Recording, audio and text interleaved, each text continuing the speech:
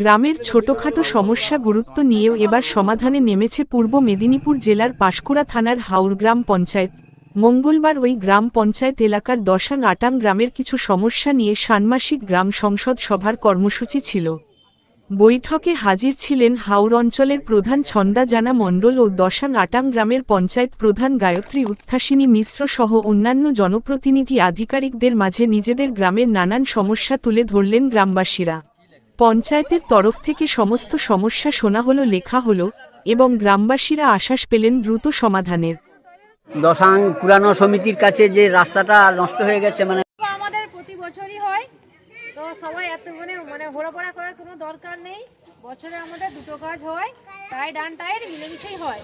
তো এবারে আমাদের হচ্ছে পঞ্চায়েত হচ্ছে, ম্যাডাম বলেছেন কিনা জানি না, তো টাইড আনটাইডের থেকে 25% মহিলা বান্ধব গ্রামের জন্য 25% টাকা কেটে নেওয়া হবে।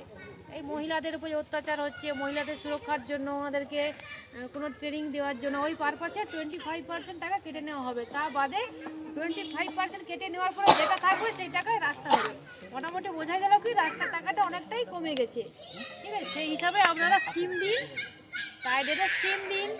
এখন বেশিরভাগ কিন্তু এখন বলেই দিয়েছেন আমাদেরকে ট্রেনিংয়ে, সাবমার্সিবলটা যত কম ধরা যায়, যেহেতু আমাদের রিজার্ভারগুলো হচ্ছে, তো পাইপ লাইন হবে, তো সাবমার্সিবলটা যতটা কম ধরবেন ততটাই ভালো।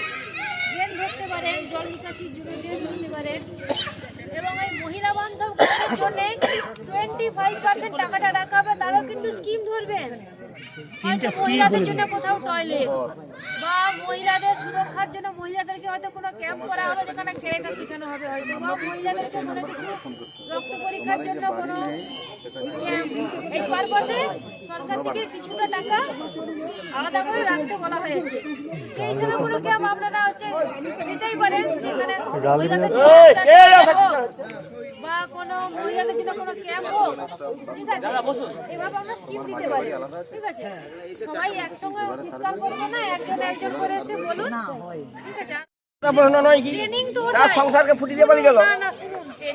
জন্য মাননীয় মুখ্যমন্ত্রী এবছরের বাজেটে 25% টাকা সংরক্ষিতভাবে রাখা হয়েছে। কাদের জন্য? যেসব মহিলারা বর্তমানে পড়াশোনা করছে, কলেজ ছাত্রী পর্যন্ত, তারা করবে কি, আগামীতে হয়েছিল সিভিল ডিফেন্স, সেগুলো এসে কি হয় না, 7 দিনের আগে ট্রেনিং হতো, এখন ওটা 15 দিনের ট্রেনিং হবে। হাওর অঞ্চলের মধ্যে হতে পারে বা ব্লকের মধ্যে হতে পারে, সাধারণত ব্লকের মধ্যে হবে।